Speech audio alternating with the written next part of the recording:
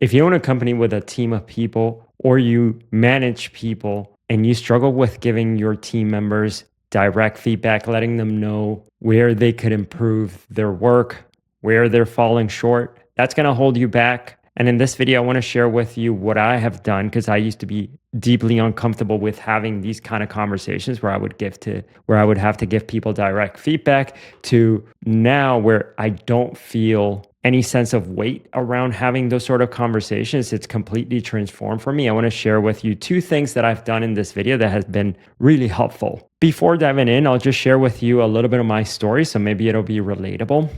But even if you don't have the same story, I think what I'm going to share with you will work anyway. Okay. So for me, I can think back when we first started our company, the first 2-3 years, or even prior to starting our company, in my mind, the perfect company was one where I was just either by myself and with my wife, where we didn't have any employees and I got to never have to give feedback to anybody. That was like the idea in my mind. I'm just like, if I can be a solopreneur, that'd be amazing.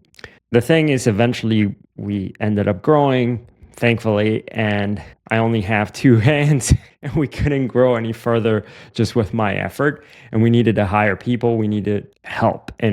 But this is something that I resisted for a long time because in my mind, I thought, okay, if we're going to hire people, then we're going to need to oversee the work that they're doing. And then if they're not doing good work, or if I think their work could be done better, then I'm going to have this conversation. And that was deeply uncomfortable for me to tell somebody else that they should do better because I felt like, man, I don't need anybody to tell me that I should do better. And then thinking about having this conversation with them just made me uncomfortable. So for me, I resisted the idea for years of hiring. And even then, when I thought about hiring, I thought maybe the people that we need to hire, we just have like very descriptive processes with everything that that person could do or needs to do outlined down to the click so that the job was so obvious what they needed to do that it would eliminate all uncertainty. And then I would never have to give people any feedback.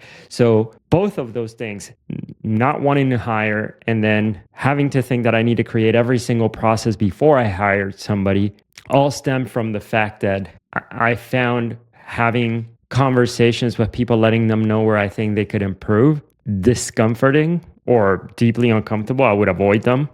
And that made our company stall in terms of growth. Yeah, so we really took a long time with hiring and figuring out how to hire effectively and then hiring the right people. And eventually, like, people didn't work out and having to have these conversations. And I would always avoid them. And it would cause just even more messes in the company when you don't let people know that the work that they're doing could be improved. And it just, if you're a manager, if you're somebody who's not giving people feedback and withholding that information where people could improve, then people might think that they're doing great and they're not. And it creates all kinds of problems. Yeah, and so we've made those mistakes. And what I'm going to share with you here, these two things have actually been super helpful. And so, yeah, I'll dive in. So the two things that I did is one, EMDR therapy, and two, affirmations through a journal. Okay. Now, let me explain how I used to see these conversations play out in my head. So in my mind, if I ever gave anybody any feedback, it used to feel for me like I was somehow telling this person that their value as a person was lower because of the feedback that I was giving them. I was essentially saying, because your work isn't 100% perfect, I was somehow telling that person that their worth is less as a person. So that's kind of one of the things that felt internally for me. Like, I didn't want to make people feel bad that they were doing bad work because I didn't want them to feel like I was saying that they were bad people or that they were worth less as a person. So that's number one. That's something that I had to get over. Number two, it was this thing about me being the person that was making the judgment call somehow made me feel like I don't want to make these people feel like I am superior to them because I'm giving them feedback on their work. I didn't want my team members to feel like I was somehow above them or I was like the boss or something like that. But again, this had to do with personal value.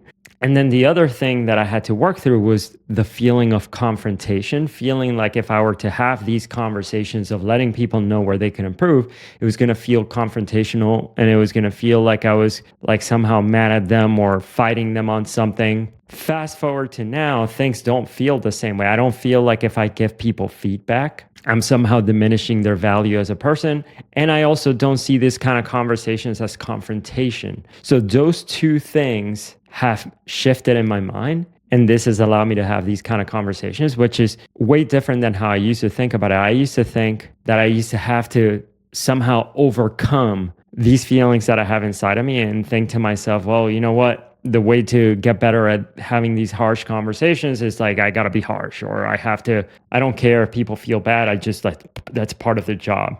I read the Steve Jobs biography by Walter Isaacson, where it talks about how Steve Jobs used to be like this very angry and demanding person and used to curse people out and tell them that their work is shit. And it made me feel like, well, maybe I just need to give people tough love or whatever that means. And I just need to overcome these feelings that I have about myself, somehow become more jaded and like ignore the part of me that felt bad and then just like deliver the information anyways. That's kind of how it felt for me.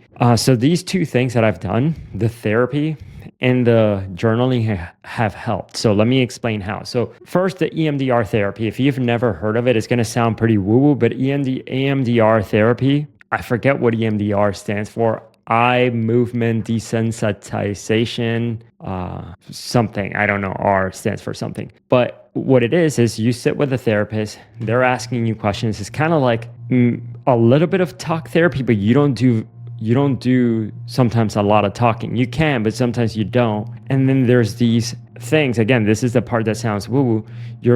It could be done in a screen where you're looking at a screen and there's dots moving across the screen. So I'll look at my eyes. So I'll track the dots going like this from left to right on the screen. Or you're holding some buzzers in your hand and they're alternating, vibrating from one hand to the other. The point is that you're getting something called bilateral stimulation, where it goes left, right, left, right, left, right, like that. And somehow that unlocks certain memories, like allows your body to process certain things as you're talking about them. Again, it sounds pretty weird, but when I did it, it's been extremely helpful. So one of the things that came up is in my life as a kid, I was put in a position as a kid where I had to give feedback to an adult, but I was depending on this adult. And so it felt like if I gave them feedback, they were going to be mad at me and they were going to stop loving me. So I was put in this position where if I gave this adult feedback, I would fear then them stop loving me. And then so that right there causes you to be in this place where you want to give feedback, but at the same time you fear. And like for me, the fear was too much. And so I just like shut down and I didn't have the quote unquote hard conversations, tell the person the truth. And so that's something that I internalized as a kid. Again, not everything means that your past is holding you back, but it's certainly been the case for me as I've gone through EMDR therapy now for many months and seeing how your body still holds on to stuff and patterns that you used to have as a kid still manifest themselves later on as adults. And so for me, it's been super helpful. That is something that I ended up working through and realizing that as a kid, I needed to speak up and I didn't have the tools. I didn't have the skill set and I was afraid of love being withdrawn from me and all of that. And I worked through that. And so that helped. Another thing that came up for me is that I grew up with a very demanding grandfather who was like a father figure for me. And then later on, my brother was born. I have a younger brother. And then I always felt as a kid, whether I was right or not, my experience was that my brother would get attention easily and I had to work for attention. And so to me, I learned that my self-value as a person came from the work that I was doing and the effort and how hard I worked. And so if I did good work, they would give me praise and give me attention. And so to me, my self-worth was tied to the work that I was doing. And learning to separate that and getting rid of that association, again, through therapy, is something that has been helpful for me. It's just learning to not associate work with value. And so getting rid of that allowed me to see that if I give somebody feedback, it doesn't necessarily mean that I am telling that person, or it doesn't mean that I am telling that person that their value as a person is less. So that was also something helpful for me. So as you see, you start, as you can see from my story, I start removing these friction points. It's not like I'm overcoming them. It's just they're kind of falling away, which then allows me to speak more freely. So it's not like I'm overcoming myself and becoming stronger or something. It's just like these things are falling away and I'm more unencumbered. I'm more unbothered by these things, or they don't even come up anymore, which is great. And so it's like, I used to think that I'm going to have to like toughen it up, and it's not the experience at all. The other thing that has helped me, besides like doing the therapy and working on the past, is like working on present stuff. So another thing that has come up for me in my life is that I grew up very non-confrontational. Again, partly for what I was saying is like, I didn't want to have a confrontation with an adult and then withdrawing love from me. And so in my mind, I'm thinking, okay, I don't want to be confrontational with somebody. I don't want to speak directly at somebody and tell them what I think, because that feels confrontational. And then I don't want to cause any friction between me and my team members. And so, because that's going to feel like I'm confronting them somehow. So all of these like hurdles that I have, I thought I needed to overcome. What ended up happening is that they sort of fell away. One of the things that I did with affirmations with a journal is write down a set of affirmations for 10 minutes for a couple of weeks. And that has been transformational as well. I learned that I watched a podcast from the founder of the business Shopify, which is like one of the biggest businesses right now in the world. His name is Tobi Lütke, I think is how you pronounce his name. Anyway, Tobi, in this podcast with, his name is David Cerna, you can look this up. He talks about affirmations. And up until then, I was like, man, affirmations, that seems kind of woo-woo or something. I don't know if if that even works. I've heard about it. But to me, yeah, it didn't make as much sense. And then I heard him speaking about it. He's somebody who seems very logical, again, running a big company. He said that he hated public speaking, and he did these affirmations where he sat down every day for like 2 weeks, just writing out in a journal, I love public speaking, I love public speaking, I love public speaking. And he did that for, again, 10 minutes for a few weeks or a couple of weeks. And now he loves public speaking, he said. And so I'm like, wow, man, I need to try this. I was skeptical, but I'm like, okay, worst case scenario, I dedicate 10 minutes for a couple of weeks or a few weeks, and I lose those 10 minutes, that's fine. But if it works, then this will be amazing. So I put my skepticism aside. I did it.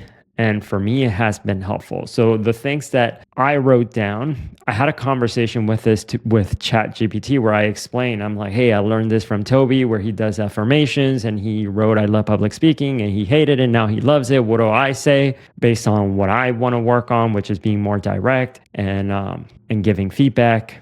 And what it told me is like, look, if you're somebody who feels like you're struggling with having conversations that you feel are like confrontations, then you don't want to kind of fight your brain and say something like, I love confrontation, because maybe your brain will reject that. So instead, what you want to do is work kind of with your brain and sort of mold it in the direction that you wanted to go in. So I was writing things like, I can be warm and direct at the same time. I can be kind and firm at the same time. I am warm and direct. I am kind and am firm.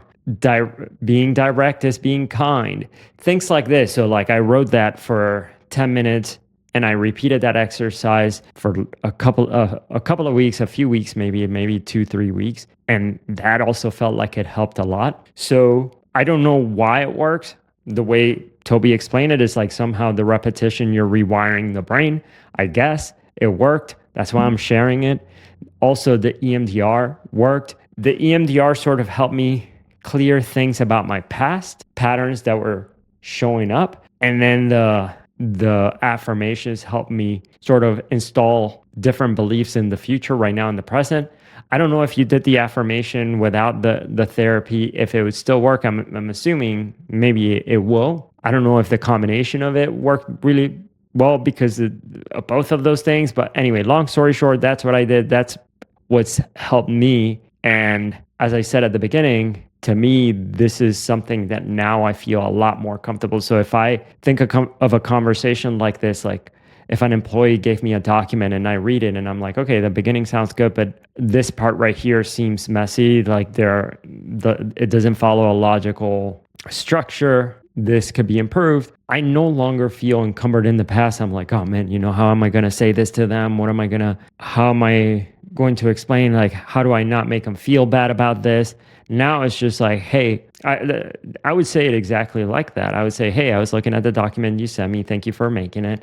I like the part where you started. I like how you started right here at the beginning, but then this next part's right here, it just feels sloppy. It feels like the structure doesn't follow a logical structure. Can you please rework this and bring this back to me? And I don't feel like I am somehow above them or superior. I don't feel like I'm diminishing their self-worth because of this. So something that has been truly helpful for me. I wanted to share it. So hope it helps you. My name is Hervin. And yeah, once again, I hope this helps. Bye.